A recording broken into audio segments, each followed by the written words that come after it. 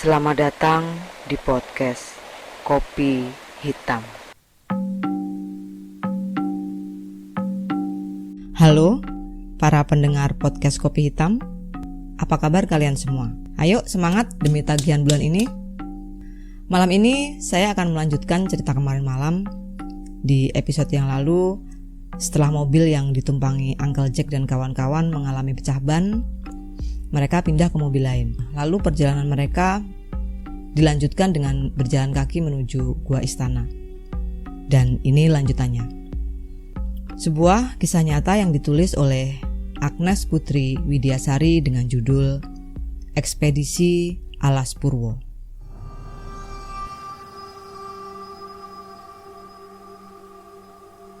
Untuk sampai ke Gua Istana, kami harus berjalan kaki dari pos pancur menuju hutan bambu. Jaraknya cukup lumayan, sekitar 2 km. Trekking sejauh 2 km sebetulnya biasa saja. Namun entah bagaimana, saya sudah merasa sangat capek. Sambil menarik napas, saya melihat langit sudah berubah jingga. Waktu sudah menunjukkan pukul 5 sore. Rasa ingin istirahat dan makan tiba-tiba terasa sangat mendesak. Namun, saya tidak mungkin menghentikan proses penelitian. Tim peneliti bekerja dengan tekun dan aman dari teguran penjaga karena sudah mendapatkan izin. Perlu kalian tahu, sebetulnya di sana ada papan larangan untuk beraktivitas di hutan bambu Alas Purwo. Saya tidak tahu alasannya. Namun, kalau mengamati suasana sekitar, perasaan seram dan takut wajar untuk muncul. Pohon-pohon bambu di sini ada yang tinggi menjulang, ada yang sampai melengkung dan menghalangi jalan. Saya melihat Ajay dan Dinda yang sudah lelah menghampiri paman dan menanyakan tentang kelanjutan perjalanan. Uncle Jack, kira-kira kita langsung ngebut ngejar ke Gua Istana atau gimana? Soalnya udah mulai gelap. Apa kita balik aja ke pos pancur buat istirahat dan bangun camp di sana? Mendengar pertanyaan itu, Uncle Jack melirik jam tangannya. Setelah berpikir sebentar, paman memberi isyarat bagi tim untuk menunda perjalanan ke Gua Istana. Pertimbangan paman adalah hari sudah gelap dan harus menempuh jalur yang belum sepenuhnya tim ini kenali. Meskipun membawa lampu sorot, paman tidak mau mengambil resiko. Ethan yang memahami isyarat paman berjalan mendekat. Saya melihatnya membisikkan sesuatu ke telinga Uncle Jack. Lagi-lagi, paman saya terlihat berpikir keras. Setelah itu, dia membagi tim menjadi 2. Tim pertama bertugas membangun base camp di pos pancur. Sementara itu, tim kedua melanjutkan ekspedisi ke Gua Istana. Saya agak heran dengan perubahan keputusan dari paman. Namun, saya tidak berani urun suara, mengingat saya dan teman-teman sebatas penumpang. Tim 1 berisi Ajay dan tim arkeolog lainnya kembali ke pos pancur untuk menyiapkan camp. Tim 2 berisi saya, Uncle Jack, Ethan, Damien, Dinda dan 2 orang lainnya melanjutkan perjalanan ke Gua Istana. Lantaran sempat terhenti, posisi kami masih di hutan bambu Alas Purwo ketika maghrib datang. Satu hal yang saya rasakan adalah gelapnya hutan bambu di sini terasa lebih pekat dibanding gelap biasanya. Rasanya hawa yang terasa langsung berubah drastis ketika sinar matahari menghilang. Sesak sempat terasa di dada. Saya yang berusaha sekuat tenaga untuk mengusir pikiran-pikiran negatif, memilih untuk berjalan di sisi paman. Begitu gelap turun, suasana langsung hening. Kicau burung masih terdengar, tapi tidak semerdu kala pagi hari. Karena merasa enggan melihat ke kiri dan ke kanan, tanpa sadar, saya meninggalkan Dinda sendirian di belakang. Lalu, saya menengok ke belakang, mencari sosok Dinda. Saat itu, saya mendapati Dinda berdiri diam. Dia seperti membatu. Wajahnya menunduk. Saya mencoba memanggil namanya, tapi dia tidak merespon. Kami menghampiri Dinda dan saya mencoba untuk menyadarkan dirinya. Din? Woi, Dinda, jangan bengong. Woi, Dinda, jawab. Suara saya terdengar semakin keras. Ethan dan Damien segera meminta bantuan medis ke tim 1 melalui HT. Sementara itu, Uncle Jack menurunkan tas dari punggung dan menggoyang pundak Dinda dengan keras sembari memanggil namanya. Ketika Uncle Jack mencoba memegang wajah Dinda, tiba-tiba Dinda menunjukkan ekspresi yang menyeramkan. Dia melotot ke arah Uncle Jack. Wajahnya terlihat pucat dan saya langsung tahu bahwa itu bukan lagi Dinda.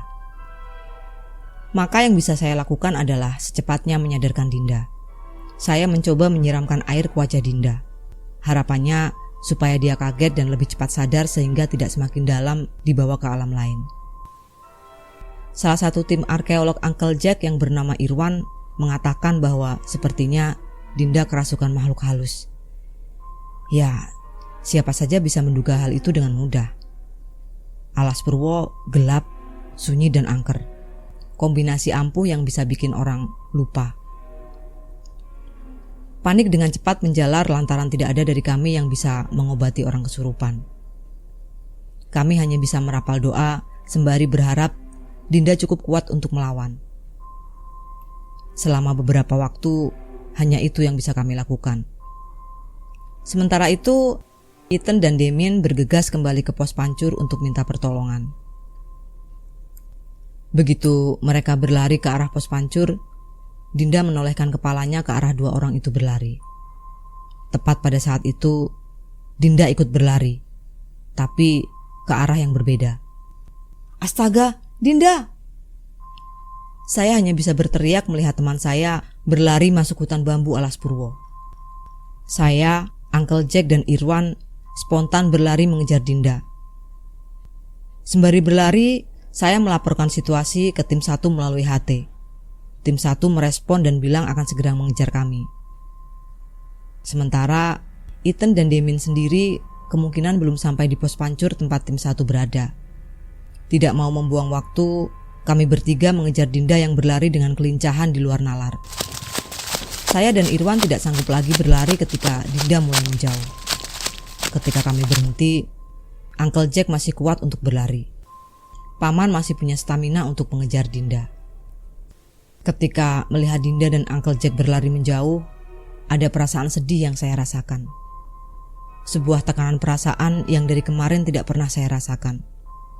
Bukan lagi rasa takut, tetapi kesedihan ketika menyaksikan dua orang yang saya kasihi semakin dalam masuk ke kawasan yang masih asing bagi manusia di Alas Purwo.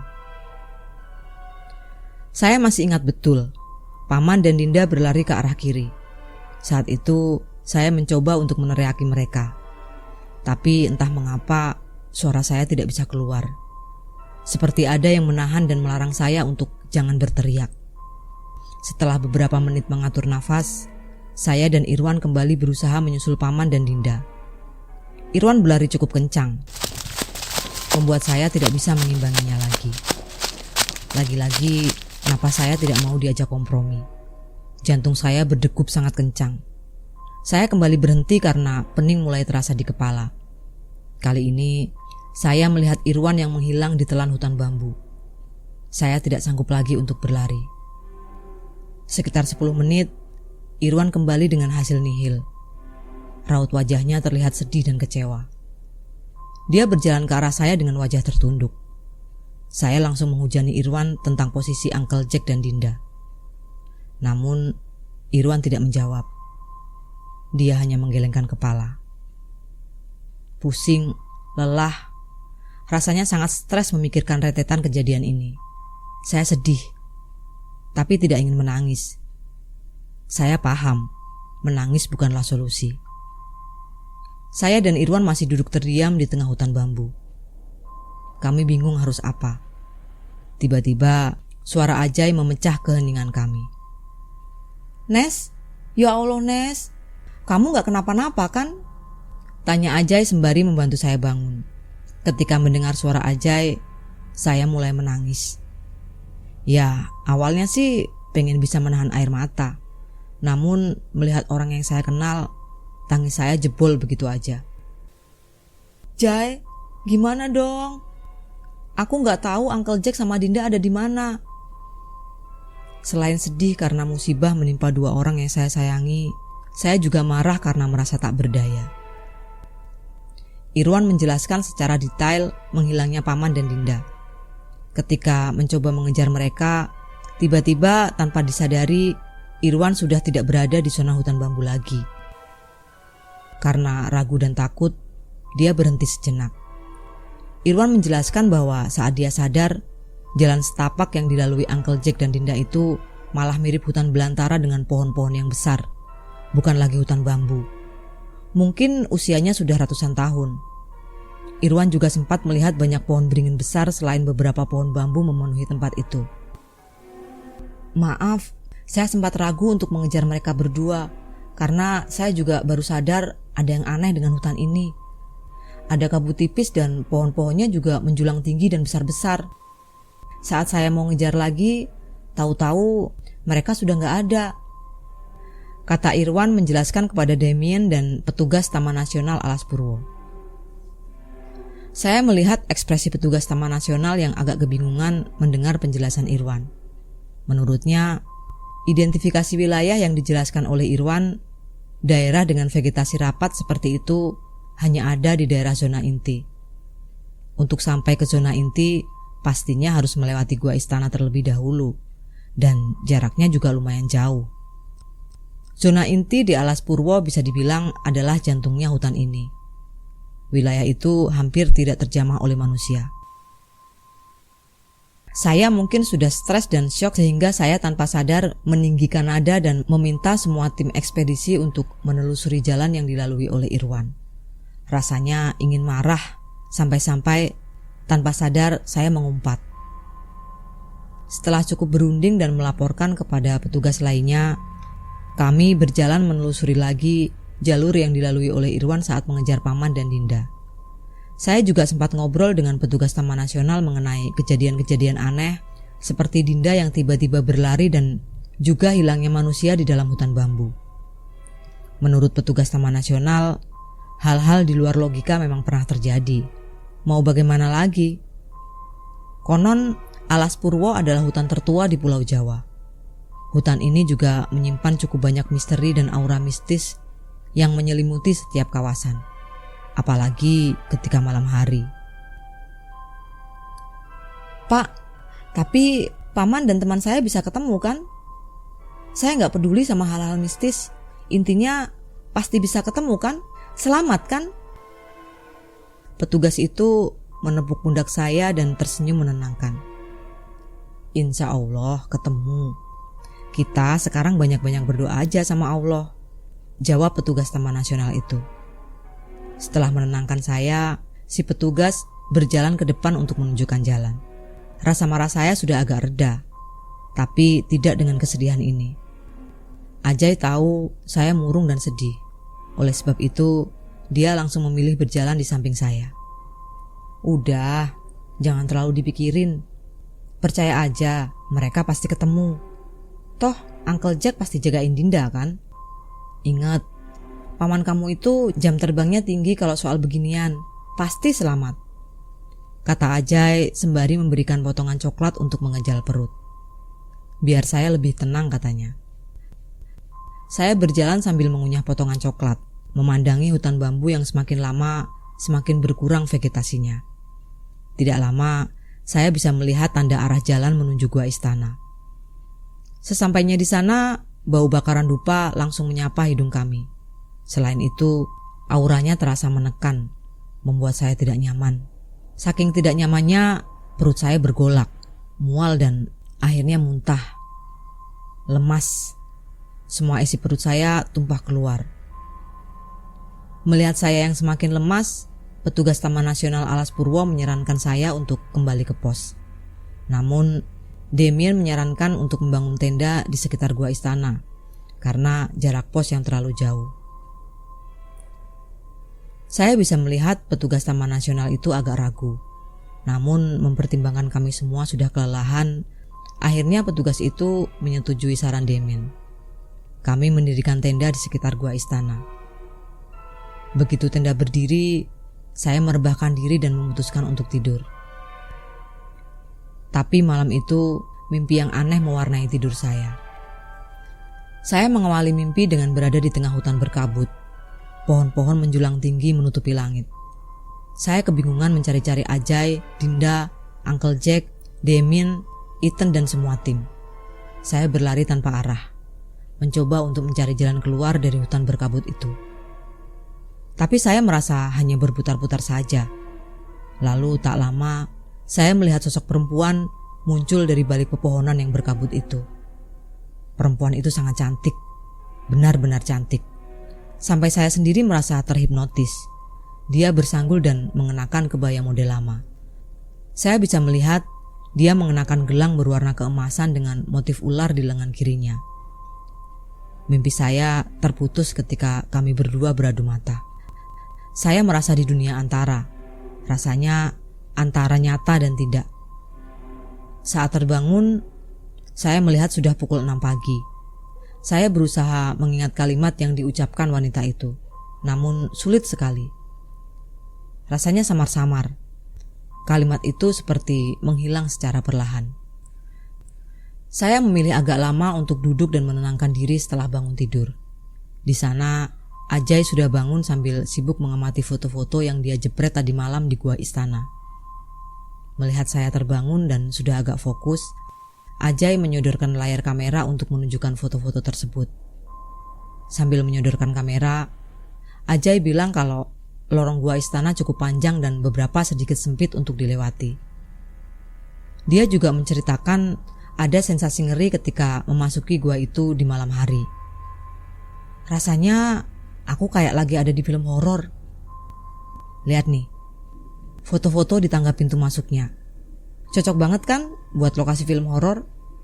Ujar Ajay yang terlihat asik memamerkan foto-foto hasil jepretannya. Ketika saya ikut melihat-lihat, ada sesuatu yang cukup membuat saya kaget. "Jay, ini apa?"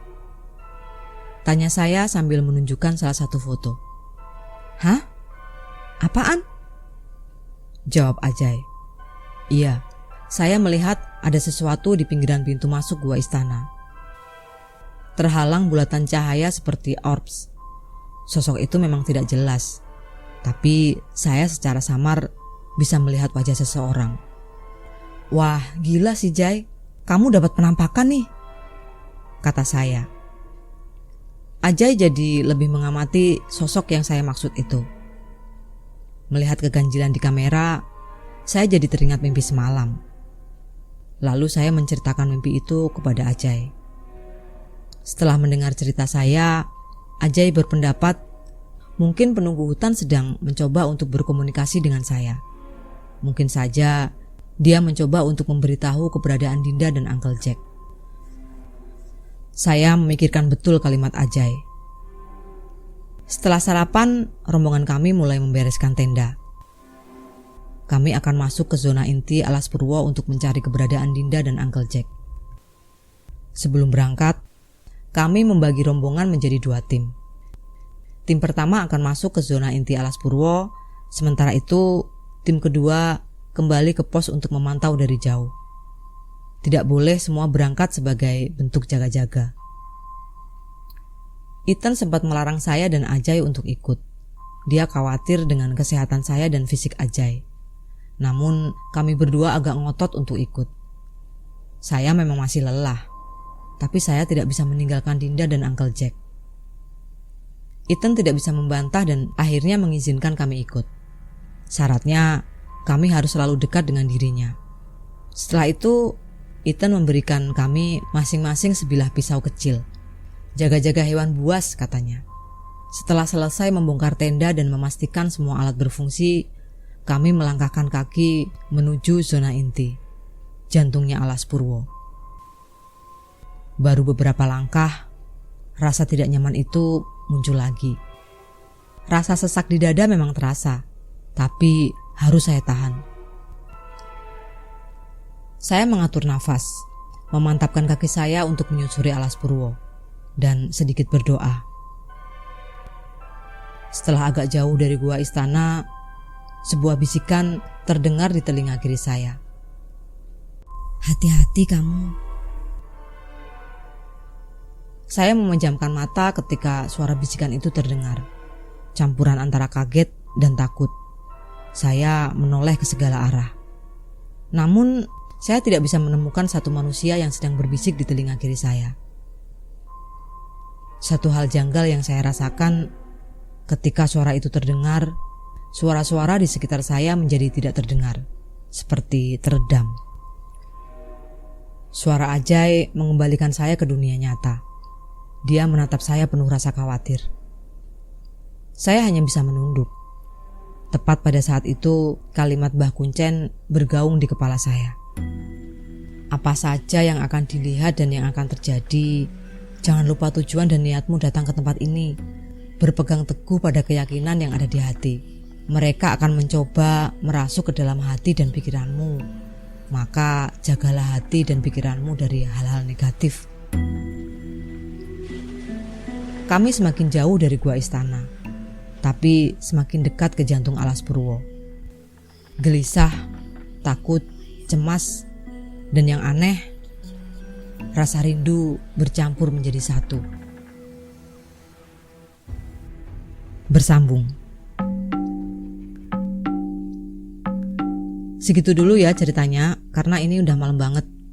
Sengaja saya cukupkan segini dulu, takut mengganggu privasi para setan, demit, kuntilanak, pocong, dan genderuwo.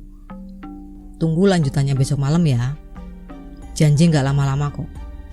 Dan terima kasih sudah mendengarkan sampai selesai. Jangan lupa subscribe, like, dan komen. Saya Sari, sampai jumpa di cerita selanjutnya.